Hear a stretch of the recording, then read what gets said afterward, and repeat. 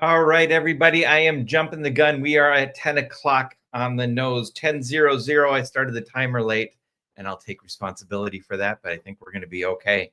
My name is John Taylor, and I am here for the Mastermind, Bitcoin Mining's World Connection to the Bitcoin mining industry, where every week we talk about the things that are interesting to you and deep dive into ways that you can optimize your mind and better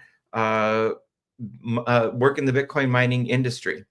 The Bitcoin mining industry is very small. There's not a lot of people in it. And so it's great to have this time where we can all connect with each other and learn the things that we need to know. And today we're going to be talking about money and making money, two of my favorite things in the world.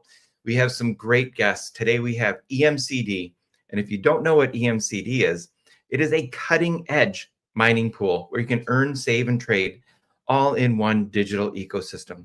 It has over 400,000 users and zero fee P2P, and a way that you can save and make money without doing the trading. It's a great all-in-one platform, and it has become one of the top 10 Bitcoin pools in the entire world. Later in the show, we have our friend Lee Bratcher from the Texas BlockChain Council. And if you don't know who the Texas BlockChain Council is, which is a tongue twister for me today, and Lee Bratcher, you should. They are connected to the industry leaders, to the regulatory agencies, and the political figures who support and shape the Bitcoin mining industry. When you go to a Texas BlockChain Council, one of their meetings that they have on the, oh gosh, it's like the first Wednesday of the month, but Lee's going to correct me on that and get me the right date. They're talking about high-level stuff. So if you're a small Bitcoin miner and you want to get big, these are the people you want to be connected with. And if you are a enterprise-level Bitcoin mining operation and you're not connected with them, you need to be, because they really are connected with the industry. But before we get started, we're going to jump into EMCD in just one moment. But I got to tell you about a few things that we are doing. Vegas, baby. Everyone's going to the big dance. It's like the Super Bowl, WrestleMania, and the World Cup, all wrapped up into one thing for Bitcoin miners. It is where the industry connects, where we have networking, we have events, there's the newest, latest, and greatest of what's going on, and we all look at the price of Bitcoin, hoping that it's going to pop up over 100,000, just like we did last November at the Texas Blockchain Council event in Dallas, Texas. So look for us on the floor. We're not going to have a booth, but we're going to be out and about, and we got some pretty cool swag. You're going to want to find us because we have some very special giveaways that you're going to want to be a part of. Next up, we have Tampa. We're going to Bitcoin Day, Bitcoin Bay, and Bitcoin Soiree. Yes, that's a real thing, all three in one day. It's going to be an event where you can network with other Bitcoin miners, network with other Bitcoiners, and you can learn a lot. I was at Bitcoin Naples in January, and the biggest takeaway is that I met a lot of people that I wouldn't normally meet. And there's a really diverse crowd of people who are into Bitcoin, Bitcoin mining, and everything in between. So it's a fantastic event. It's going to be at the River Center in downtown Tampa, but they're having a party after. So we can learn about Bitcoin all day, network, connect with the Bitcoin world, and then afterwards they're going to have a rager. They got a DJ, they got people, they got things going on. It's going to be a lot of fun. And finally, wait, where's my banner? My banner guy is on break right now. Let me put my banners up. There we go. So that's Tampa. That's how you can get in touch with them. And in September, we're going to be in Washington, D.C. It's actually in Tyson, Virginia, which is right next to D.C. Call it a suburb. We're going to be at the MicroStrategy headquarters with Bitcoin Day, and this is a must attend event if you're part of the Bitcoin community. Those are some of the events that we got coming up. Go to Bitcoin Mining World, follow us on our social if you'd like to know more about these events and the other events that we are a part of. So that was a lot of stuff, but we gotta pay the bills, and paying the bills means that we gotta talk about all these things that we do and make sure that you all show up, because it helps the machine roll. So we're going to jump into a presentation with Tommy from EMCD, and this is a really nice pool. I mean, this pool, it's got a great interface. You know, the whole UI is fantastic. The experience is, it's easy to use, and that's good for me because some of the pools and some of these interfaces, they're just so complicated. But it's also powerful. So to keep it simple and be this powerful, I think is really an achievement that EMCD has accomplished. So let's bring our guest, Tommy from EMCD, up on the stage. How you doing this morning, Tommy? Yeah, John. Yeah, I'm doing good. Pretty good. Feeling good. Fantastic. So tell us give us a little overview on EMCD before we jump into your presentation. Yeah, I think you covered most of it in the intro. It was kind words as well. I'm really glad you mentioned on the UI because we do actually really focus to make it as user friendly. So I'm glad that you noticed that and mentioned that because that is something we actively work on. Because yeah, it's trying to make it as easy as possible, and that's including the whole ecosystem as well. So mining pool at heart, but as you said, we've got some end products and it's to make it as easy, like a one-stop, like we've got a bit of everything, and yeah, that's really what EMCD are trying to do, is make everything as easy and accessible as we can for the community. Yeah, I think that's a really, you know, you're kind of like the luxury brand of pools, where you can, you know, really access everything, find everything, and it's easy to use. So let you get into your presentation. Let's bring your presentation on stage, and I'll let you get started. Yeah, thank you. So today we're going to be discussing obviously a few things on the trends, but mostly smart strategies and how to actually optimize the profitability for miners. So that's me. I'm pretty sure some of you guys might have met me at conferences. I'm usually at most of them. EMCD, we also participate in a lot of the conferences in the US. We will, of course, be there in Vegas. We've just done Mining Disrupt in, it was Fort Lauderdale this time.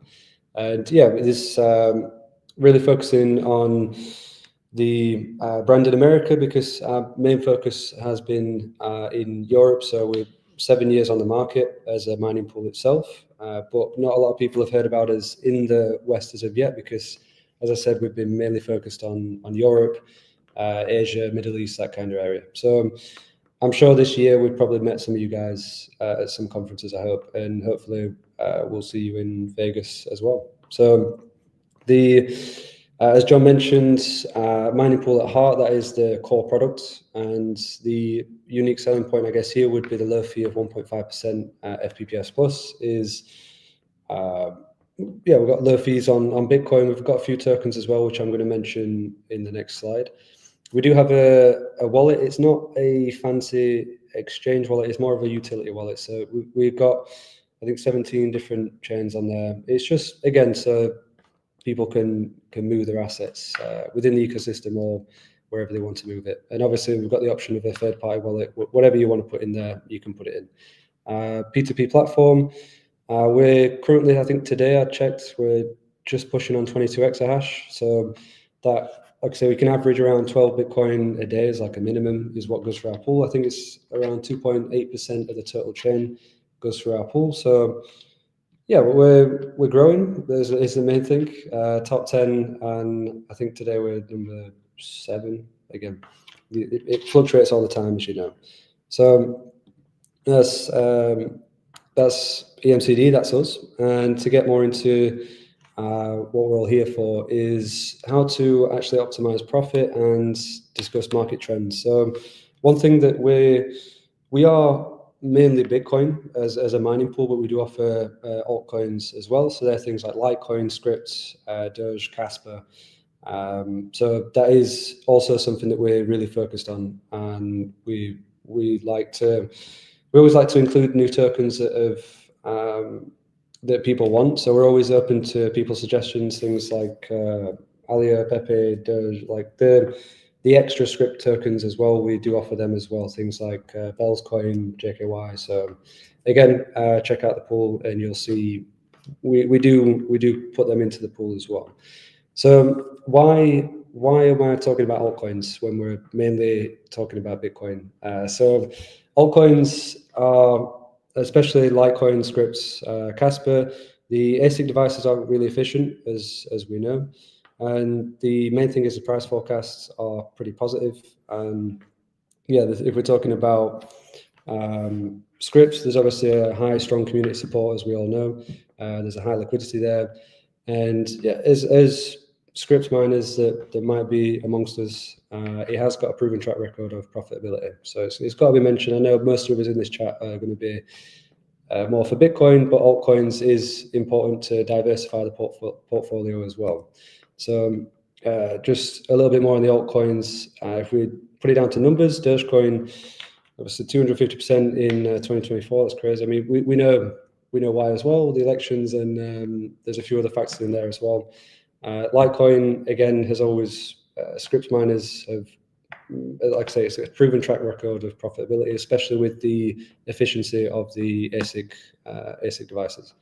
Casper is an interesting one, proof of work. So it's not Scripts, it's K-heavy hash. But again, the profitability last year was very interesting. I know we had the price wars on machines last year, but even said with that still in place, Casper is still an interesting token to diversify. Obviously, it depends on the what devices you have as well. When talking about altcoins, if you've only got SHA-256, as some may or may not know, you need different ASICs for different tokens, so I just need to clear that up as well. Some, obviously, all tokens do come with risks. I mean, we all know that. We all know that in the industry. So high volatility can hit these, especially Dogecoin, as we all know. And the difficulty as well is difficulty varies as well for altcoins as much as it does for Bitcoin. So these are just risks to be taken involved. But the main reason I'm actually talking about altcoins and how you can diversify is, if we look at analysts and reports of where Bitcoin could go, I know it's best not to. Some predictions are absolutely insane. Some are valid. Some are reasonable. But the range, obviously, by 2028 halving, the next halving event, we could be looking at 197 to 460. Again, this is just based on some reports, but you have some reports that say 1 million. Some, again, it varies. So one thing that you can be doing is diversifying some of your portfolio. Again, this depends on the miners that you have available to you. But say you've got some on Bitcoin, which is like the long-term, more stable mining token, you could shift some hash rate to altcoins. And again, it's just about diversification, because the markets do fluctuate naturally, and it's always best to diversify in altcoins and Bitcoin. If we're not talking about mining specifically, there's other ways you can get into and diversify your portfolio. So say you don't have the ASICs available, or you're not interested in investing in the Scripts miners and you just want to stick to the Bitcoin miners, there's some smart yield strategies that you could, if you just want to stick to Bitcoin mining, for example. So the main thing, I guess, would be reinvesting. So obviously, it's always good to hold Bitcoin in the long term, and this could hedge against fiat inflation. But then on the back end, then again, I'll get to the split a bit further on, would be to convert that into fiat to cover operational expenses, electricity, rent, maintenance. Obviously, some providers do accept crypto, but we're still in that period where fiat is, of course, needed to cover real world assets and expenses. In some cases, like I say, some people have different agreements with different providers. So it all depends on your situation as well with this. And when you transfer it to fiat, it kind of minimizes that exposure to the Bitcoin market volatility as well. So things like strategies, because you don't want to be checking the Bitcoin price every day. I mean, we all do, let's be honest. But yeah, if you convert some to fiat and you have some just holding that you just kind of want a dollar cost average through that volatility, it's always the best way. It's less stressful, and it's again just diversifying that portfolio. The kind of moving on to converting it to fiat would then be to also convert to things like stablecoins. So stablecoins that are attached to the dollar, or like I say in this case USDT. We all know USDC. And again, this just reduces that volatility that you get in the Bitcoin market or some altcoin markets. And I guess USDT is becoming more accessible in terms of bridging the crypto to the fiat. I mean, you can pay in Bitcoin and the Satoshis and millions of Satoshis, that kind of thing. But in real world situations, you've got already companies like UPay, things like that, and where you can off ramp USDT in a real world like transaction, like you buy a coffee or buy something with USDT, and it's on and off ramp, and that's USDT. So that's again something to stop that volatility and like faster capital access if you need it, if you need to swap or you need to off ramp that stuff. So again, it's just diversification. It's a tongue twister. The moving on from the stable coins is to obviously reinvest that for growth. So what people don't know is that there are many ways that you could kind of reinvest. And like what can you do with your, say you've got some that you're holdings and some that you can play with as such. And again, it's always good to not invest anything that you're not willing to lose. Again, like this isn't financial advice. This is just real world situations that you could take into account, should I say. So I always recommend to not invest anything that you're not willing to lose, because every investment in any situation comes with risks, as we all know. But some reinvestment for growth is things like staking. Staking in DeFi platforms, that's kept on chain as well. So in smart contracts, it's a bit more safer, but it's still staking. Again, we can get into that later. But things like lending Bitcoin and Ethereum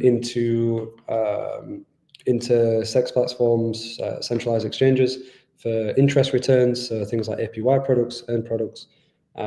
Also, there's like a lot of earn programs on exchanges themselves, or I know Binance have the Vault, I think it is called now. Again, it depends on your jurisdiction, because I know that in the US they have different limitations on how they can use Binance than Europeans, or like I say, where you're based and where your KYC is also on a centralized exchange, limits to where you can invest. So it's always good to double check with your platform, double check with different exchanges as to what you can actually do with your funds as well, because some allow earn products, some don't. I know that for me as a UK citizen, Binance don't allow me to use the earn products. Why that is, I don't know, but European can. So it varies so much. So it's good to check what you can do with the earn products.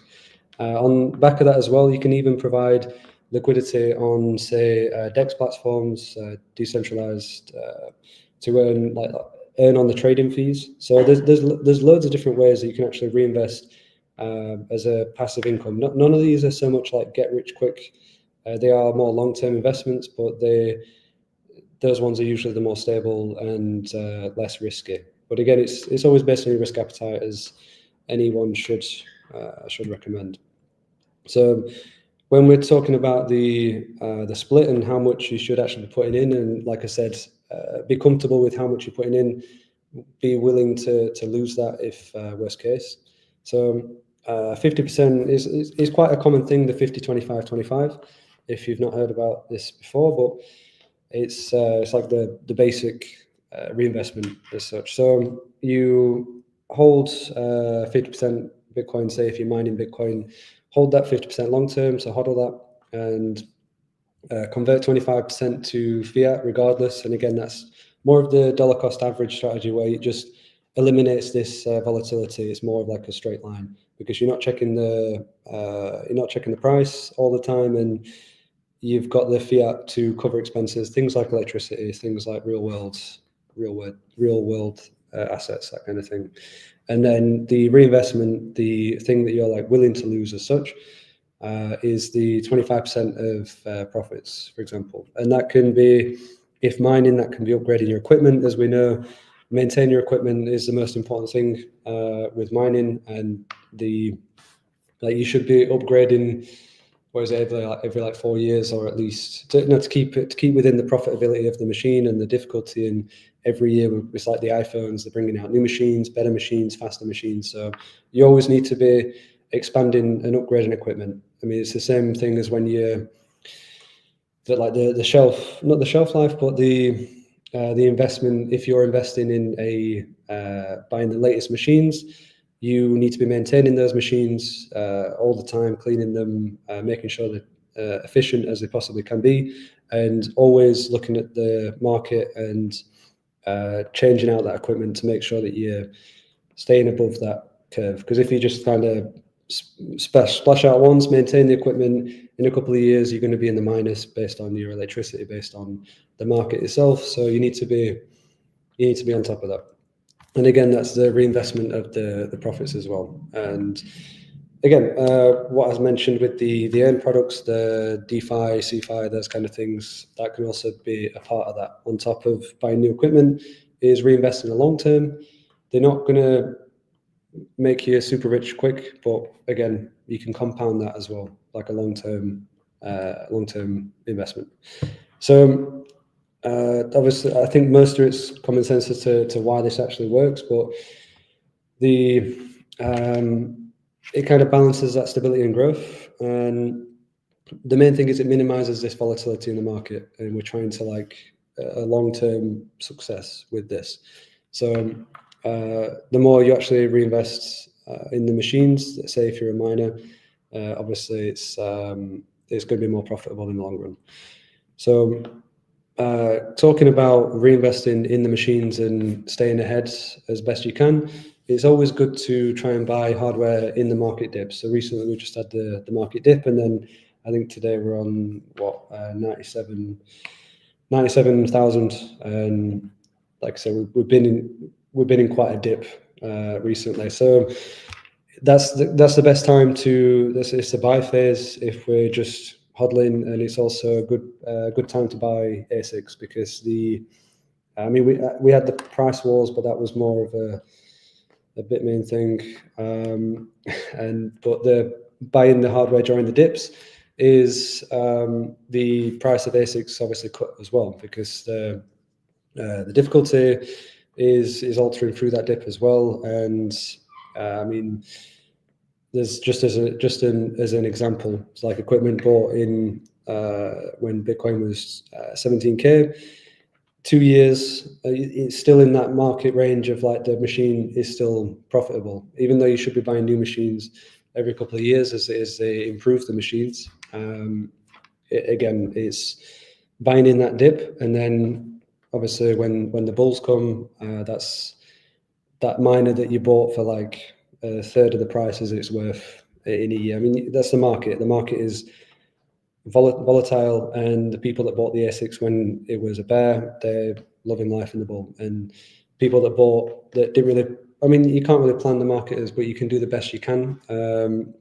People that bought the machines at the top peak and then dropped, obviously it balances out over long term, but they'd be feeling it compared to the guys that bought in the dip. So that's also very good to keep in mind, is buy ASICs in the dip if you're a miner. So yeah, it's trying to plan ahead is the main thing, as we all want to do. So some solutions, and this is more of a solution of what we can offer as well, is the CoinHold solution. It's an APY earn product, and it's kind of complements the mining. So this is a real world example on 10 petahash of Bitcoin, and you can obviously see without CoinHold, that's like the earnings that you can kind of plan for the year. And the CoinHold solution, there's fixed and flexible options. So flexible is compound interest. You can still withdraw that every 24 hours. It's compounded, and you can actually divert 10%, 50%, 100% of your mining profits, or again, it's diversifying your investment portfolio. So you could mine 10 petahash, you divert, say, 40% of your mining to coin holds with EMCD, and then 60% to wherever you usually put it, in your wallet or wherever that is.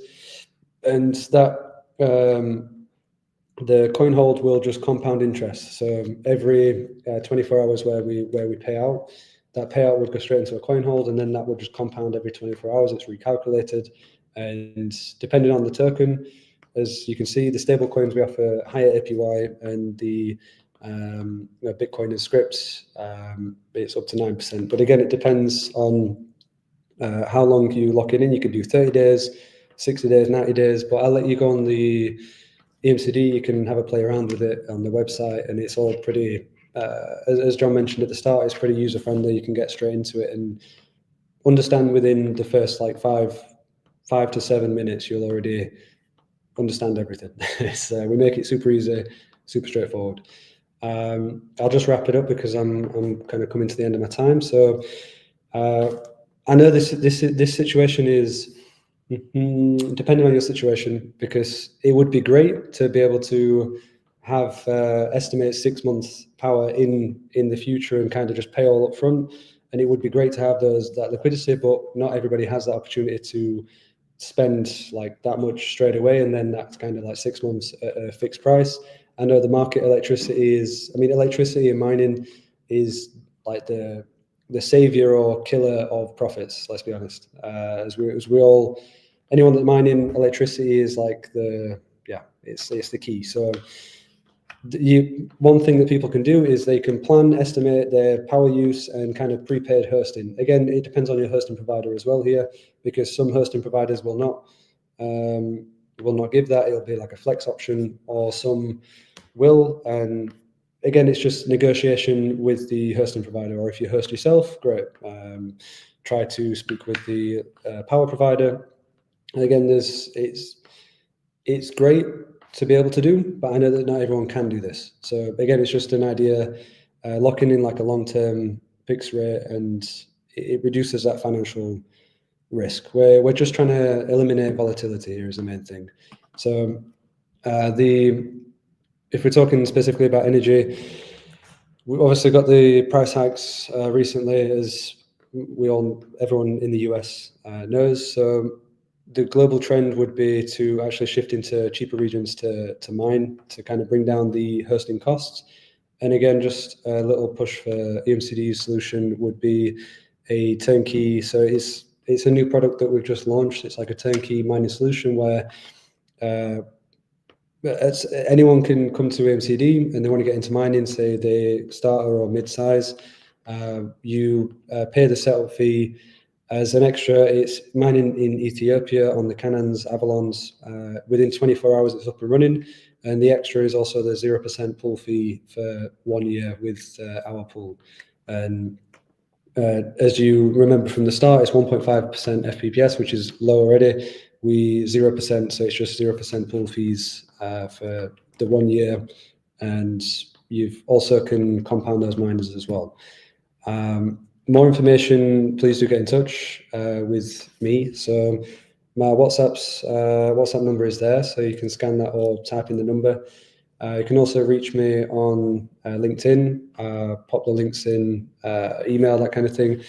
2 bonuses for sticking with us on this presentation is I've got a promo code there. So that's 0% fees for 2 weeks. Any miners that are here that want to check us out, want to test us on the profitability, feel free to join. You get 0% for 2 weeks with that promo code.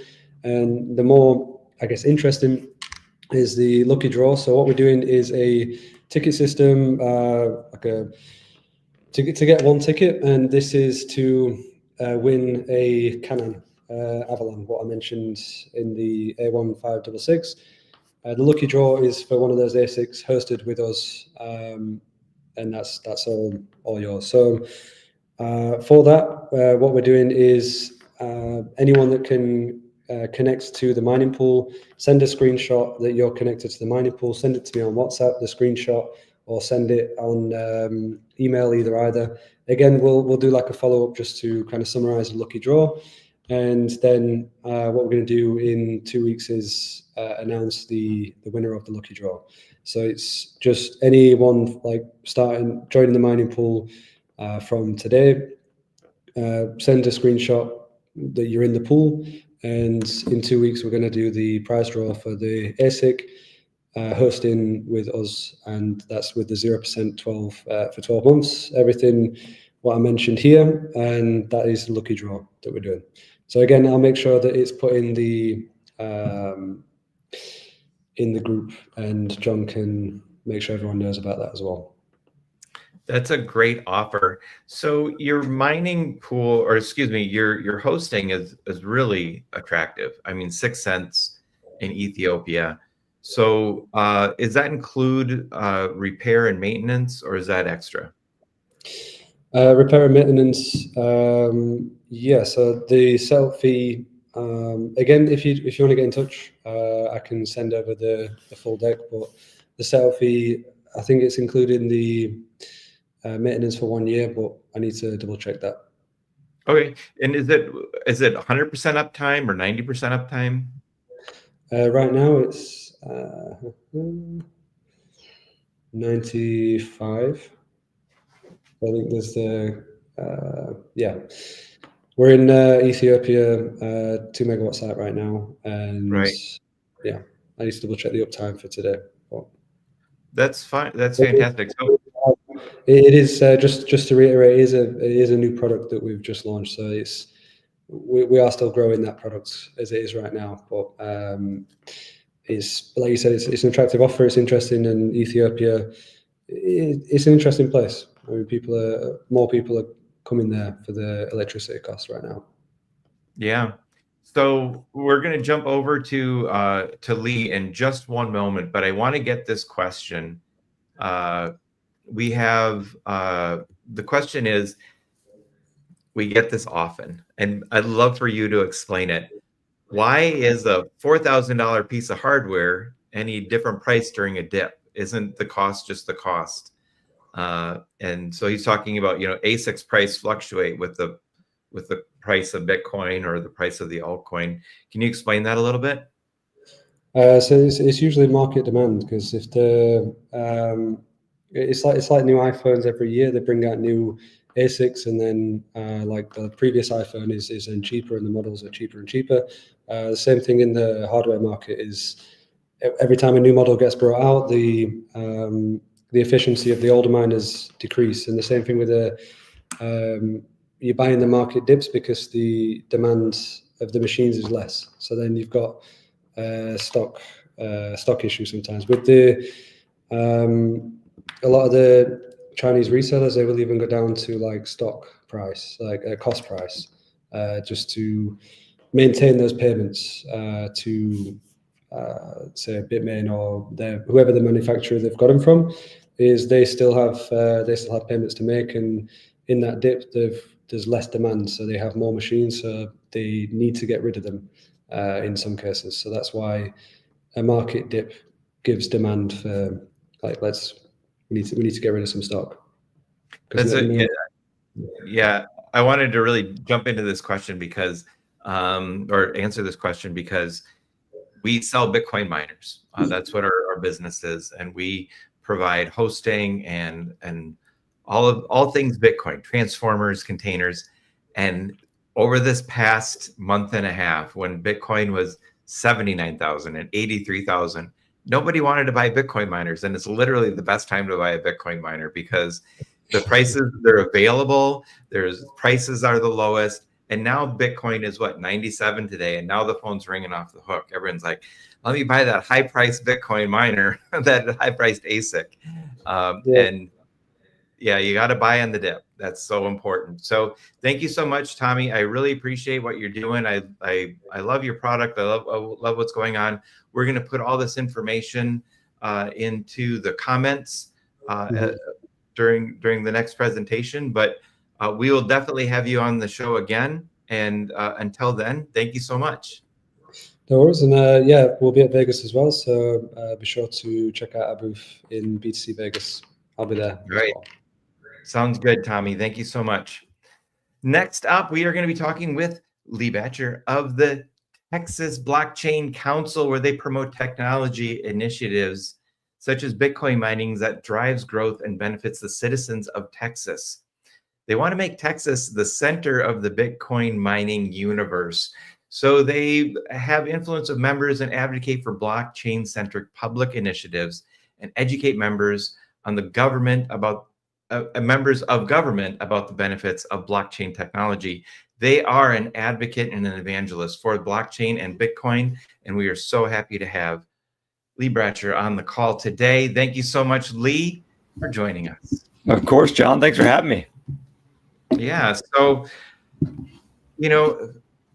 every time I'm on one of your calls, there is you guys are talking about some high level stuff. I mean, you're really connected with the policymakers and the people who make a big difference in the Texas blockchain industry. Yeah, we have to be. So we do a lot of regulatory work, get into the nitty gritty where most people don't want to spend time on because they want to spend time on their business, right?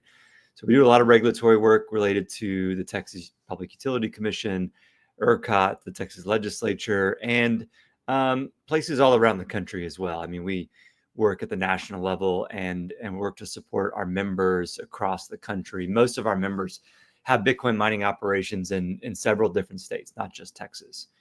But Texas does have about 45% of the U.S. hash rate. So it's a significant chunk. And I think what happens in Texas influences what happens in other states, because a lot of other states just don't know what to do with regulatory policies and how to navigate that in their in their state. And so they look to Texas as the leader. And so you're really shaping not only Texas, but the country and how we move forward in the Bitcoin mining business. And so we really appreciate that, Lee. Today, you're going to talk about the Bitcoin mining impact across the country. And you have a presentation that you did a couple of days ago that you're going to do again today. So this is, I'm really looking forward to this, because I think one of the questions that we get is, what's the new policies? What's Trump going to do to Bitcoin? I think that's the second question I get. What is Bitcoin? And Trump really loves it, and it's going to change the world, right? And so those are the two things that I have to answer. So I think you're going to give us a lot of insight into that today. That's right, John. Yeah, this is an economic impact study that we paid for, conducted by a third-party group called the Perryman Group. They're a well-respected entity that does economic impact studies for Fortune 500 companies, the U.S. government, really all the companies that are name brands in the United States. And let's see, can you guys see that okay right now? Yes, we can. Okay. Well, it popped up. So this study is available on our website, Texas Blockchain Council /economic impact. And I'm sure there's probably a way for me to drop that chat in, or maybe John, you can drop that link in. We'll do But so it is kind of like private, but at the same time, we are starting to make it available to people that really want to take a deep dive into the data. So why does this matter to you? Well, this shows you where the CapEx is across the country. It shows you where people are investing, the kind of jobs that are being created. It allows you to have some good hard data that didn't come from the industry. This came from a third-party group.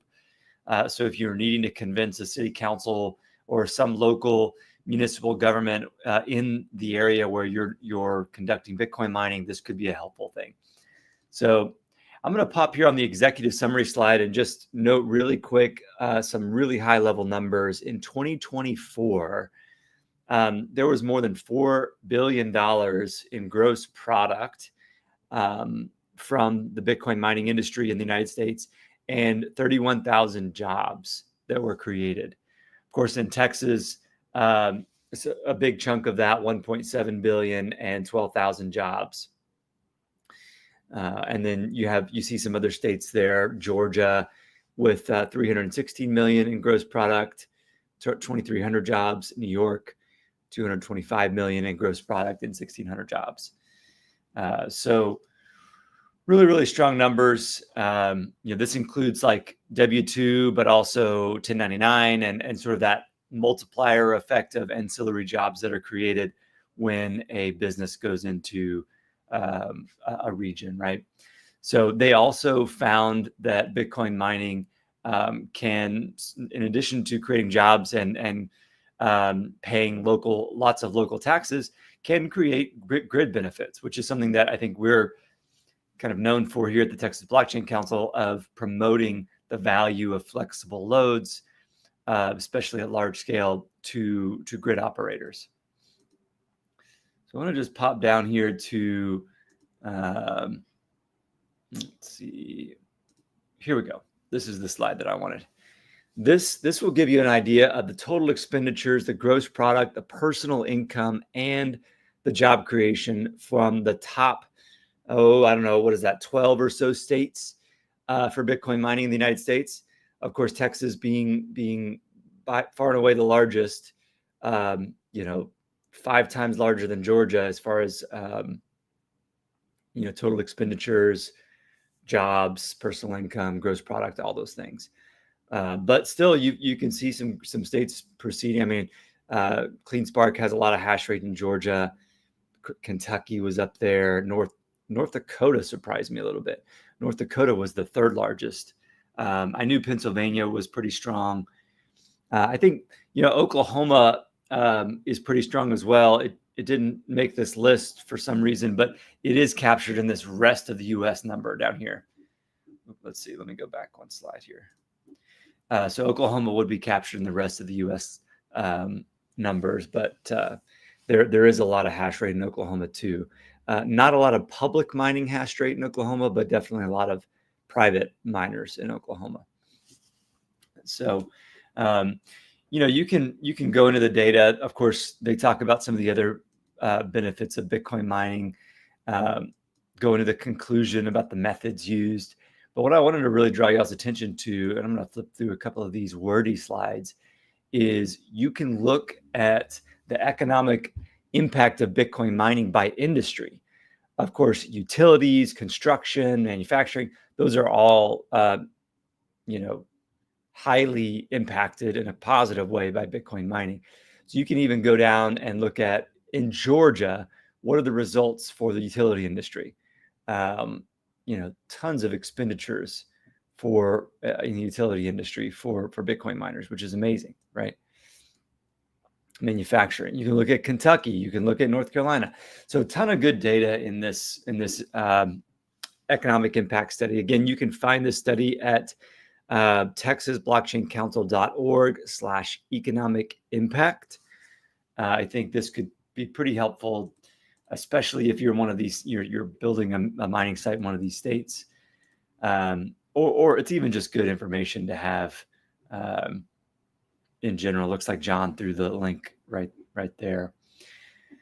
So with that, I'm going to talk a little bit about the regulatory climate that we find ourselves in. And I can probably pull down this slide. Let me see here if I can. There we go. So the regulatory climate is kind of unique for Bitcoin miners right now. There was some challenging years, 2023, 24. With the election of President Trump, the environment is much better. That doesn't mean, though, that there aren't still some lingering effects of some of the negative PR that the Bitcoin mining industry received over the last couple of years. I'm thinking about Ohio and Texas. There's other there's states that have large Bitcoin mining presence, but the utilities there and the legislators there are still unconvinced about Bitcoin mining as a tool for grid reliability. So in Texas, you have Senate Bill 6, which is really hampering Bitcoin mining in several ways. It's probably worse for traditional data centers than Bitcoin mining, Senate Bill 6 is, because for a lot of reasons that I won't get into. But look at Senate Bill 6 for the 89th legislative session in Texas if you're interested in some of the regulatory challenges that we're working on at the council. Of course, we're down in Austin testifying on these bills. We have lobbyists. We have, we're deeply involved in this. We're working with the legislators themselves. There's some things on the positive side of the coin. Of course, we've got Senate Bill 21 in Texas, which creates a Texas Strategic Bitcoin Reserve, which we are racing to try to pass before Arizona gets theirs passed. The Arizona governor is now trying to decide if she's going to veto that bill or not.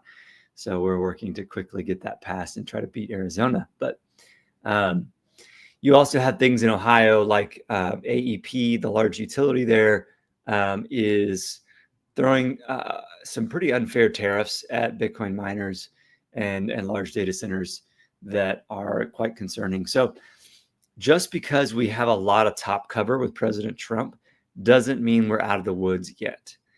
So tons of regulatory work still going on, less so at DC, in the DC area, because very friendly now at DC, in DC and at the White House and Congress. But what we are more concerned about now are the utilities and the municipalities and state legislatures. It doesn't really matter red or blue. It doesn't matter Republican or Democrat. It's more about educating folks and disabusing them of some of the previous notions that they had about Bitcoin mining. They may have sort of drank the Kool-Aid with regard to like the FUD that was circulating about Bitcoin mining being bad for the grid or being parasitic, which is actually, we all know the opposite is true. So we have a bunch of data that shows all that stuff too, or caught charts that show Bitcoin mining responding very quickly to price. You know, some of these graphs are demonstrating Bitcoin mining drawing down 90% when the price of power exceeds the break-even price, which fluctuates all the time, but it's probably, you know, below $100 a megawatt hour right now, but call it $500 a megawatt hour just to be safe in case someone wants to kind of just keep their machines on and doesn't want to turn off. But if you go above $500 a megawatt hour, everybody's pretty much turning off.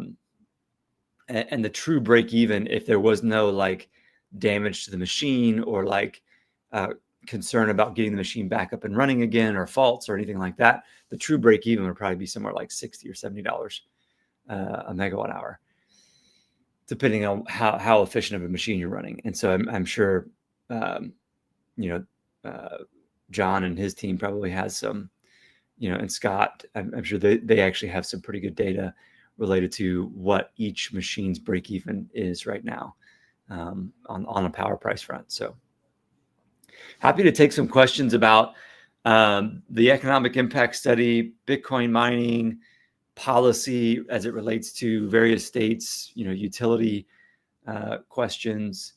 So, John, I don't know if they're able to ask the questions via text or how would we get those questions up to us? Yeah, so the questions they're gonna show up on the comments, and I'll put them on the screen for us. So, you know, what do you see as like the next big turning point for Bitcoin as far as mining? Is there anything on the horizon?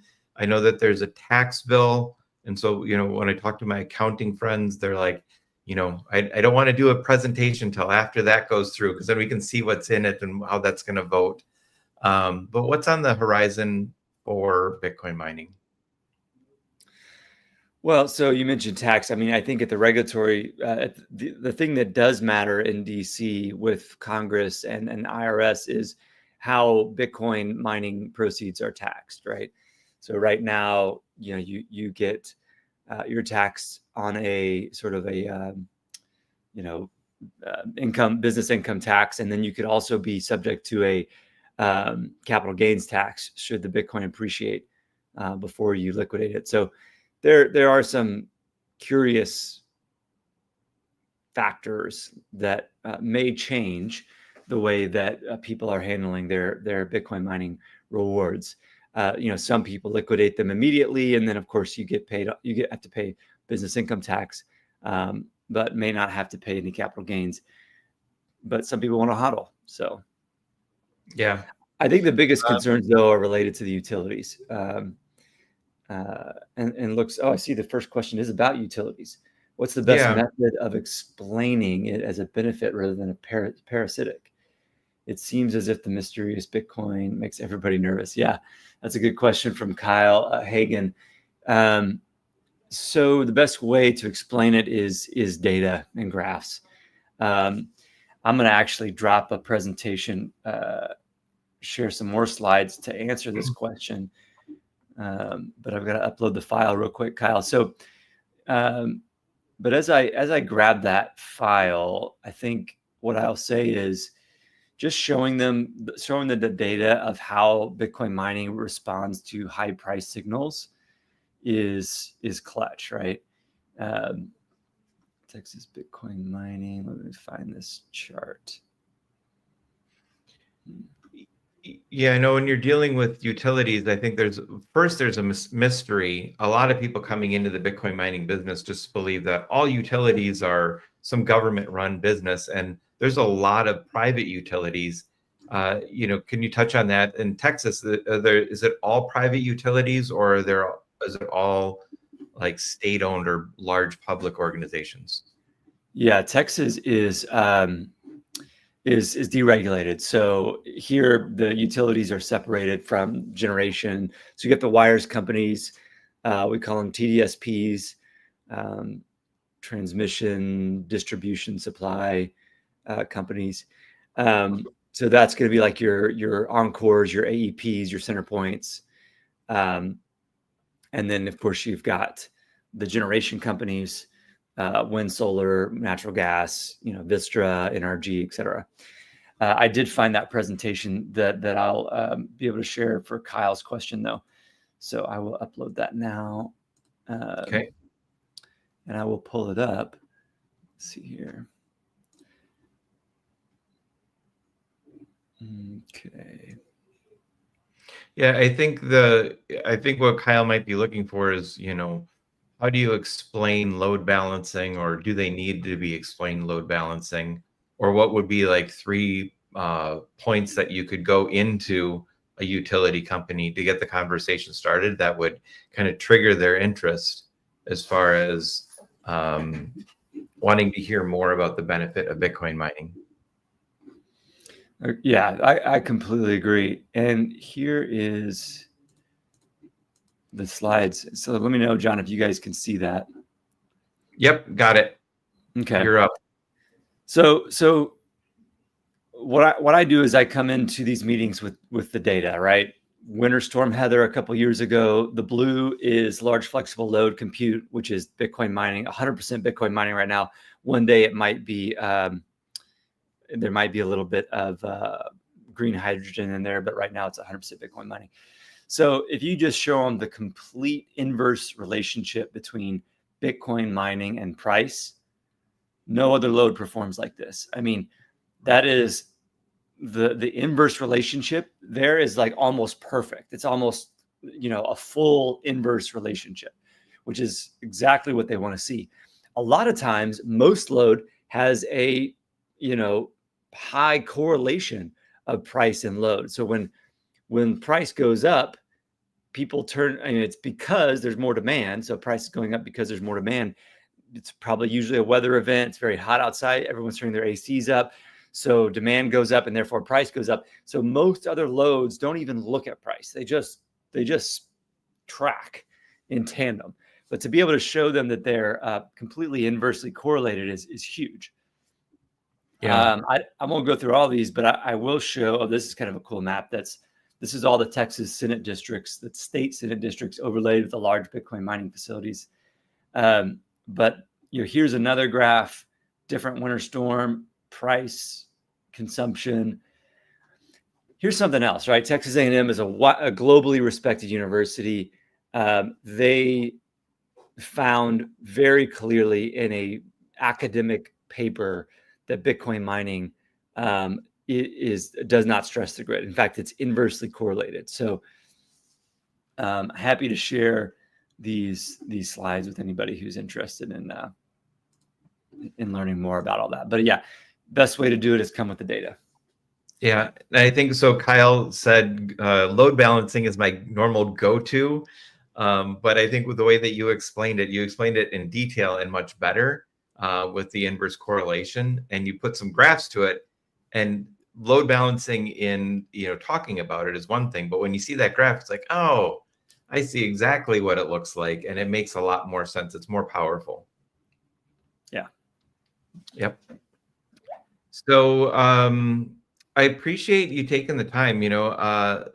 I think what you're talking about is really important. We asked for copies of those slides. We're getting some requests for that, and we'll definitely put that into the comments and make sure that we get in touch with everybody.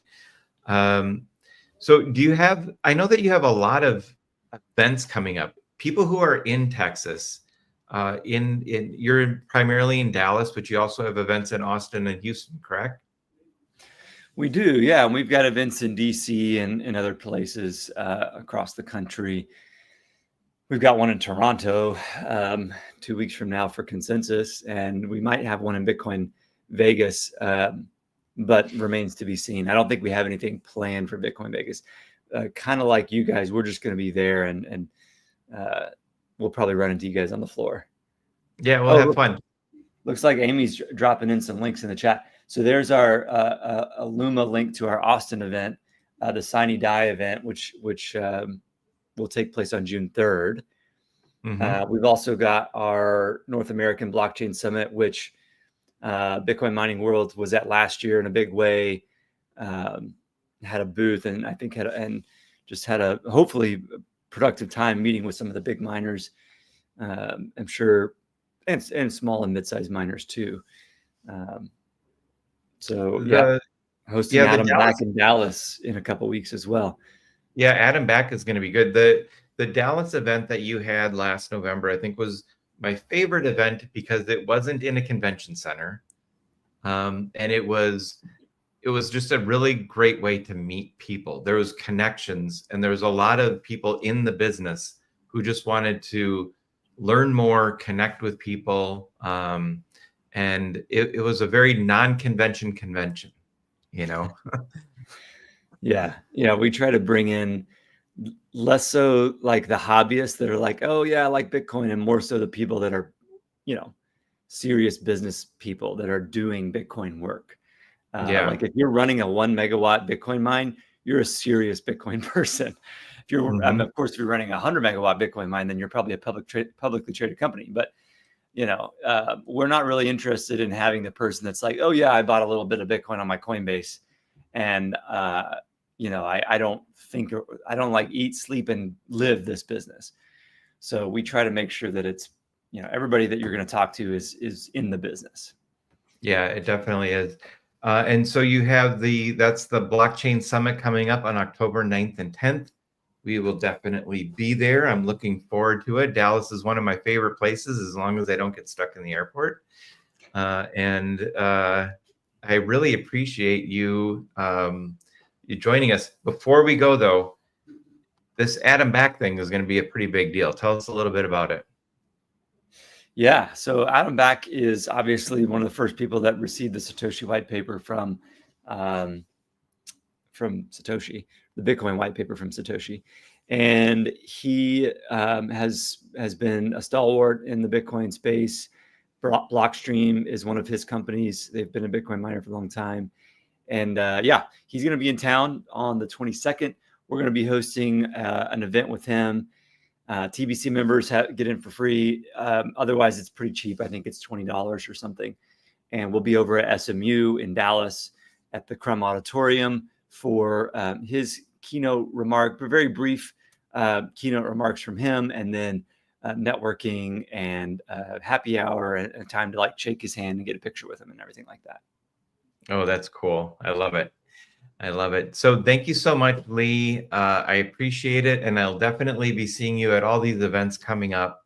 And you know what? I just want to say thank you. I appreciate that you share all these slides and all this information. From a business standpoint, it helps me answer questions, because when I have to go in front of a shareholder meeting or a different type of organization where I'm a little bit out of my element, I have these tools that I can use and refer to and say, look, this is a great graphs and great information to help you understand it better.